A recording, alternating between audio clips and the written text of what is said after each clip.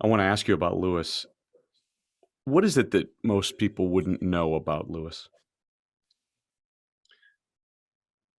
The person you see in the media is very often somebody completely different when you know them personally. And our judgment can be misleading. And what you see from Lewis is this polarizing, exceptionally talented racing driver, interested in fashion, music,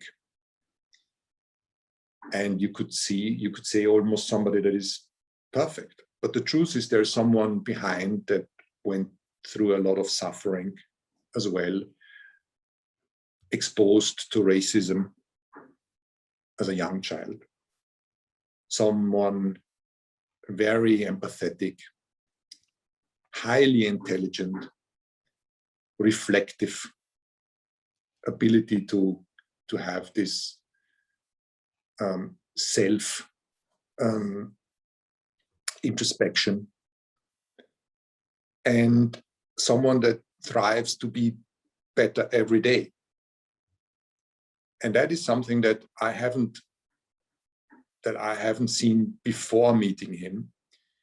That the reason he is a 7-time world champion is that he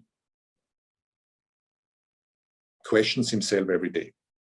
Even after the most successful performances, he still finds areas of weaknesses and gaps. And that is not only in a racing car, but it's also outside of the racing car. We have had a very difficult situation in 2016 where our communication broke down. And after months or so, I reached out to him and said, listen, we got to talk because you're driving the car. I own the team and run it. So he came to see me in Oxford. We had a kitchen talk for many hours. And what I said to him is that we will very often have different perceptions and opinions, and you just need to acknowledge and understand that the person opposite you has a different point of view, has a different way of perceiving their own reality, and maybe different objectives.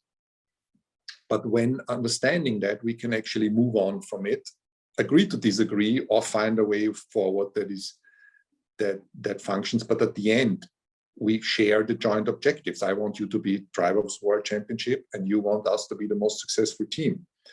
So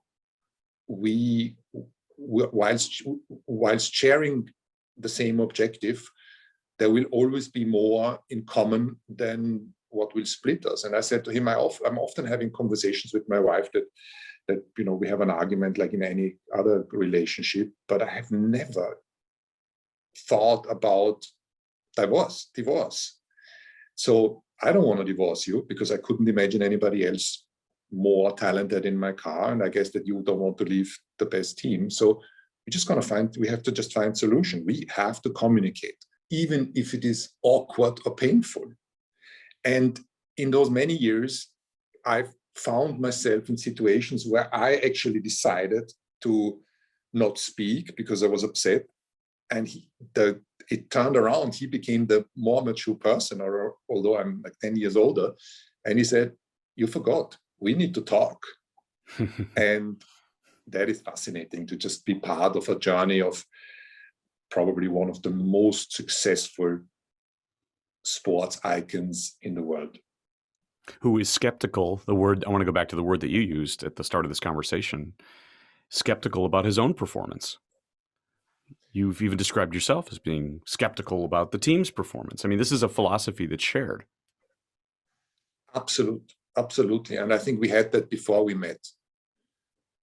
Doubting in yourself, questioning your performances, be it in the car or be it from the pit wall where I am is something which we have in common and which makes us contributing to the team's development and the team's performance.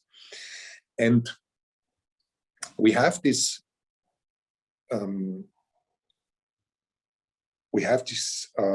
pattern now that Sunday evening, arriving at home, we would always speak to each other and we would never talk about what was good, only what was not good enough. And the dialogue continues until the next race.